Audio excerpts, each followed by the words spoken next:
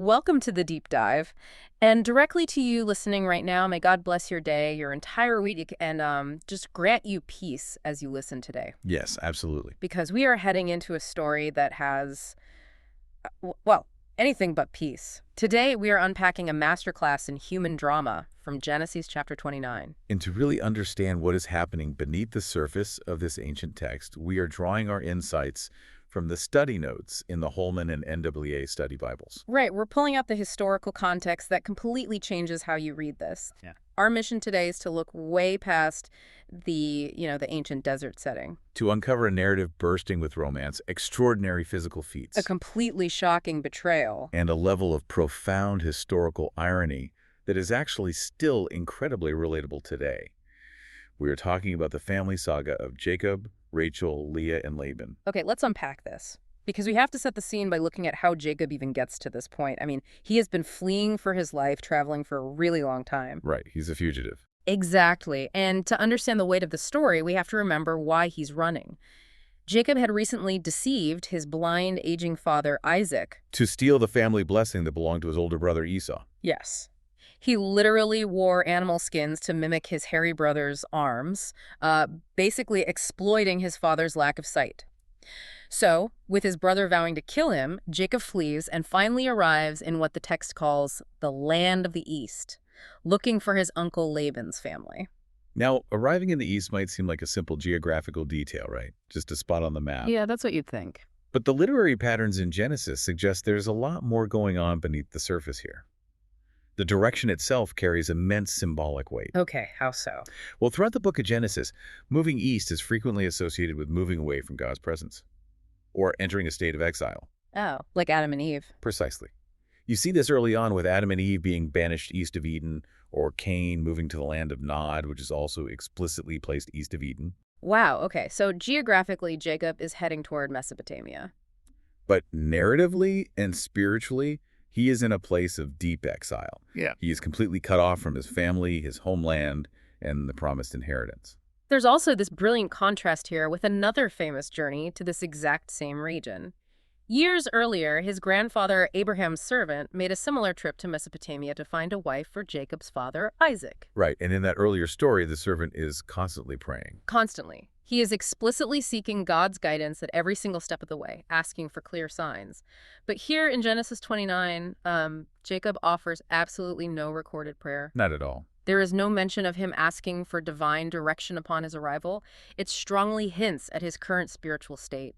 He is relying entirely on himself. Living by his own wits and cunning. Which is the exact behavior that forced him to flee his home in the first place. Exactly. That lack of reliance on anything but his own capability becomes a central theme of his character arc.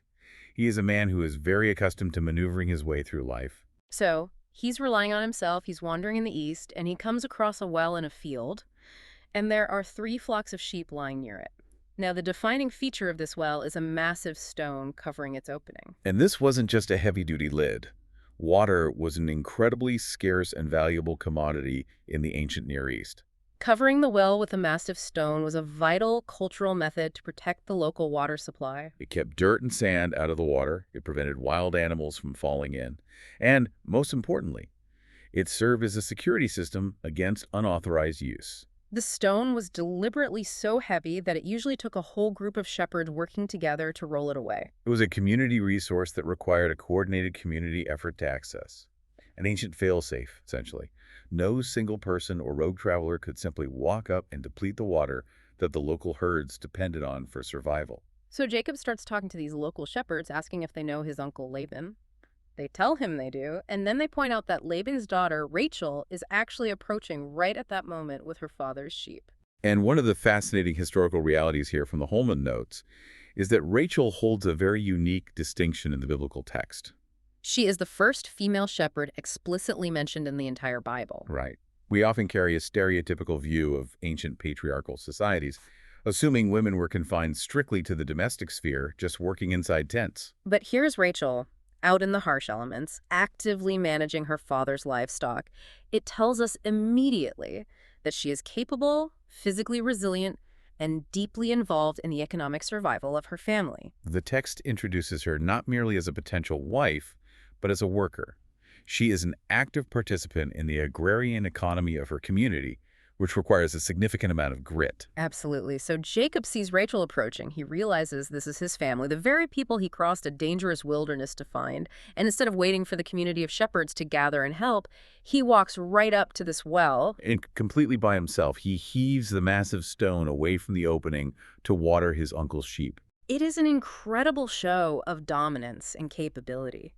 The historical context emphasizes that this act demonstrates extraordinary, almost supernatural physical strength. He is moving a stone designed to be immovable by a single person. Do you think he was just showing off for Rachel? Well, whether it was a massive surge of adrenaline fueled by the emotional climax of finding his family, or a calculated effort to make a striking first impression on Laban's daughter, it is a defining action. It really is. It contrasts sharply with the passive behavior of the local shepherds who were just sitting around waiting for the rest of their group to arrive. Jacob takes immediate, decisive, and forceful action the moment he sees an opportunity. He waters the flock, and then Jacob kisses Rachel and begins to weep aloud. Now, for a modern listener, a stranger you just met at a well kissing you and bursting into tears might be perceived as intense. Or even a massive red flag. Totally a red flag today. However, we have to strip away our modern cultural assumptions. In the ancient Near East, a kiss was a very standard greeting of kinship. It was an expression of respect, peace, and familial acceptance. It was not an inappropriate or inherently romantic public display. Jacob is kissing his cousin as a formal greeting of blood relations, and his weeping is just a release of massive emotional tension. He had been a fugitive, terrified of his brother's vengeance. Traveling through dangerous territory, and he has finally found his mother's family. The weeping is pure, unadulterated relief. He has reached a sanctuary. The psychological weight of his exile is momentarily lifted when he realizes he is safe among his kin. So Rachel runs and tells her father, Laban. Laban runs out, hugs Jacob, kisses him, and brings him into his home. Laban actually says to him, "You are my bone and my flesh," which officially gives Jacob the right to stay. And for a full month, Jacob just works alongside them, assimilating into the household. But Laban is a very shrewd, calculating man. He realizes Jacob is a highly valuable worker, so Laban approaches him and says, "Just because you're a relative doesn't mean you should work for free. What should your wages be?" This is where the economic realities of the ancient world collide with Jacob's personal desires. Jacob arrived empty-handed. He has no wealth, no livestock, and no silver to offer a family to secure a marriage, which was the standard practice. But Jacob knows exactly what he wants. He offers to work for 7 whole years as a bride price to marry Laban's younger daughter, Rachel. Let's look at the two daughters for a second, because the narrative gives us a very specific, deliberate comparison. Right. The older sister is Leah, and the text notes she had weak eyes. Linguistic breakdown suggests this means her eyes lacked a culturally recognized physical sparkle or radiance. In a society where a woman's value was tragically often tied to her physical appearance and marriageability, this is a painful detail. But Rachel, the text explicitly notes, was beautiful in form and appearance.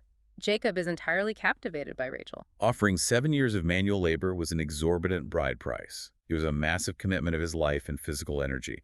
It highlights just how deeply he valued her, but it also highlights his severe economic desperation. He is paying in sweat what he cannot pay in silver. Exactly. The text includes a line that is profoundly romantic, stating that Jacob served those 7 years for Rachel, but they seem like only a few days to him because of his love for her. It's beautiful. Think about your own life as you listen to this.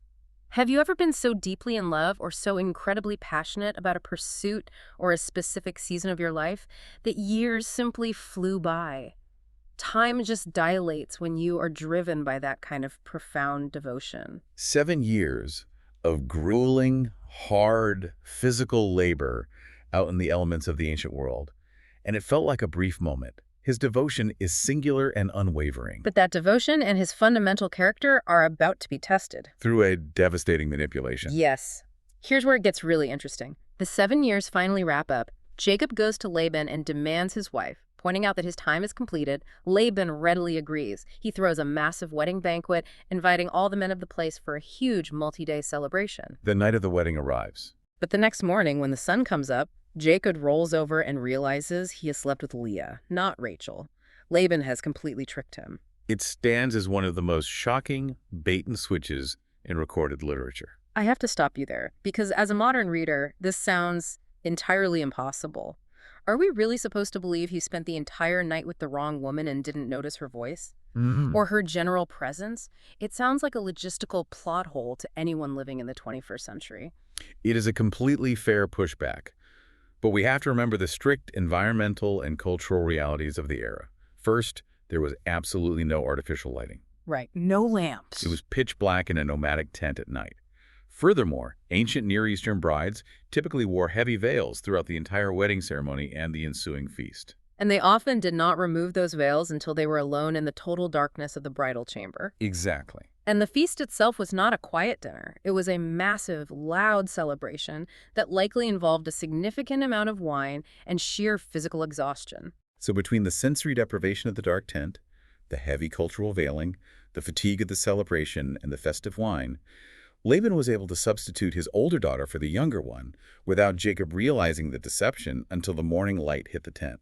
The betrayal is just staggering. Jacob marches up to Laban, furious, demanding to know why he has been deceived after working specifically for Rachel. And Laban's response is dripping with cold, calculated tradition. He calmly states that it is not their local custom to give the younger daughter in marriage before the firstborn.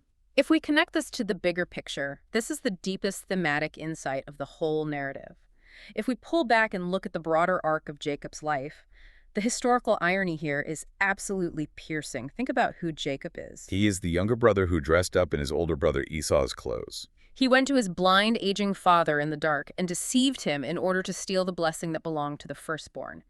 He exploited his father's physical inability to see in order to subvert the established rights of the firstborn son. And now, years later, the tables are turned with devastating precision. His uncle Laban exploits the literal darkness of the tent to enforce the rights of the firstborn daughter. He deceives Jacob using the exact same mechanisms. Darkness, substitution, and the prioritization of the firstborn. The man who built his life on deception has been thoroughly and spectacularly deceived. The deceiver has been deceived. The cosmic scales are balanced in a way that forces Jacob to confront the reality of his own past actions. It is literal poetic justice.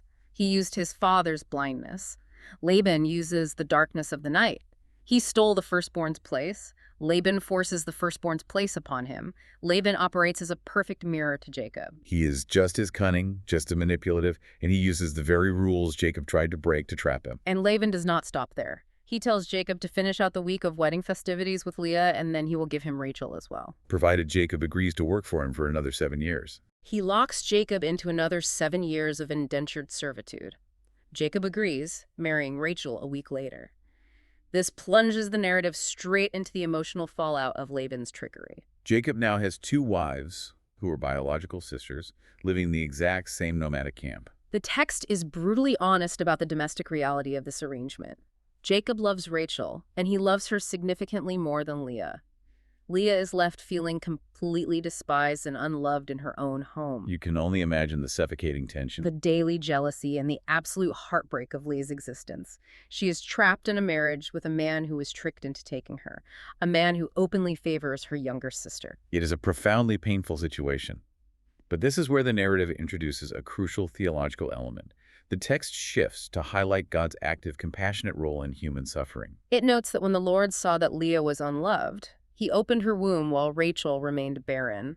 God sees the individual who is marginalized, the one who is ignored and undervalued by her husband, and intervenes to give her a form of cultural and emotional vindication through motherhood. The way this plays out is heartbreakingly documented in the names Leah gives to her children. The linguistic breakdown of these names in the study notes reveals a progression of pure human desperation. It reads like the private, agonizing diary entries of a woman trying to earn her place in her own family.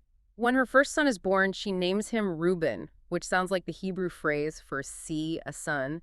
Her recorded reasoning is, "The Lord has seen my affliction. Surely now my husband will love me." She is using the birth of this child as a direct plea for her husband's affection. But the affection does not materialize. Jacob's heart remains with Rachel. So Leah has a second son, and she names him Simeon, which is related to the Hebrew word for hearing. She declares, "Because the Lord heard that I am despised, he has given me this son also." Notice the tragic progression in her logic. She feels that God hews her pain, but she still openly acknowledges the painful reality that she remains despised by Jacob. Then comes the third son, Levi, which means attached.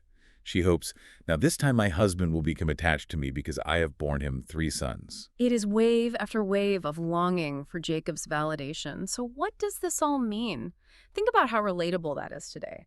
How often do people tie their entire identity, their literal definition of success or self-worth, to gaining the approval of someone who is fundamentally incapable of giving it to them? Whether it is a partner, a parent, or an employer, Leah is trapped in that exact cycle for years, defining her value entirely by Jacob's wavering attention. She is seeking earthly validation for her existence. But then we reach the birth of the fourth son, and there is a profound transformative shift in Leah's mindset. She names her fourth son Judah, which means praise, and her declaration this time is completely different from the first 3. She does not mention Jacob at all. She simply says, this time I will praise the Lord. She stops focusing on the husband who refuses to love her and turns her focus upward. She stops striving for Jacob's validation and decides, this time I will praise. The text specifically notes that after the birth of Judah, she stopped having children for a time. It suggests she finally reached a plateau of spiritual peace or acceptance, detaching her self-worth from her husband's favor. It is a remarkable emotional arc, and it is crucial to recognize the historical significance of Judah. From the familial line of Judah comes King David, and ultimately, according to the biblical genealogies, Jesus of Nazareth. The lineage of praise, the central lineage of the entire biblical narrative, comes through the unloved, discarded sister who finally found her worth in God, rather than in the shifting affections of her husband. When you step back and look at this entire saga, it really shows that the foundation of one of history's most famous family trees, the 12 tribes of Israel, was entirely rooted in intense family dysfunction. It was born out of manipulation, extreme favoritism, deceit, and the universal human desire to just be seen and loved. The individuals building this history are not flawless, shiny heroes standing on pedestals. They are messy, broken people making massive mistakes, hurting each other deeply, and struggling with their own worth. It makes the ancient text incredibly, unavoidably human. It strips away any illusion that historical or biblical progress requires perfect people operating in perfect circumstances. The divine narrative works through, and frequently in spite of, deeply flawed human choices. The dysfunction does not derail the ultimate purpose. That is a strangely comforting reality. Now, as we wrap up this deep dive, I want to leave you, our listener, with a genuinely mind-bending detail that is hidden in the timeline of the historical NAA study notes. It completely changes the mental image most people have of this entire story. It forces a total recalculation of how we visualize these ancient figures. When we picture Jacob arriving at the well, showing off his physical strength by moving that massive stone, kissing Rachel, and eagerly agreeing to work 7 long years for her hand in marriage, we almost always picture a young man. We imagine a guy in his 20s or maybe his early 30s. Someone full of youthful romantic energy, embarking on the beginning of his adult life. That is universally how the scene is depicted in classical art and in our collective modern imagination. We map our own life timelines onto these historical figures. But, according to the strict chronological timeline of his life provided in the historical records, Jacob was actually 77 years old when he was sent away to Haran. Let that sink in. He was a 77-year-old man when he walked up to that well and heaved that immovable stone out of the way to water those sheep. His life was already decades long before this defining chapter even began. And he was 84 years old when he finally finished his first 7 years of labor and married Leah and Rachel. 84 years old. I want you to really mull that over today. Challenge yourself to rethink this ancient romance and the timeline of human achievement. The timeline defies all of our modern expectations. It really does, because to me, it is a powerful, paradigm-shifting reminder that the most dramatic, the most defining, and the absolute most transformative chapters of our lives can sometimes begin much, much later than we ever expect. We place such arbitrary deadlines on when we are supposed to find love, or establish our careers, or find our purpose. But you are never too old for your story to take a massive, history-altering turn. It proves that the defining work of a lifetime does not have an expiration date. It truly doesn't. Thank you for taking the time to journey with us through the dust, the drama, and the profound lessons of Genesis 29. We hope you discovered something new and challenging today. May God bless all of you listeners.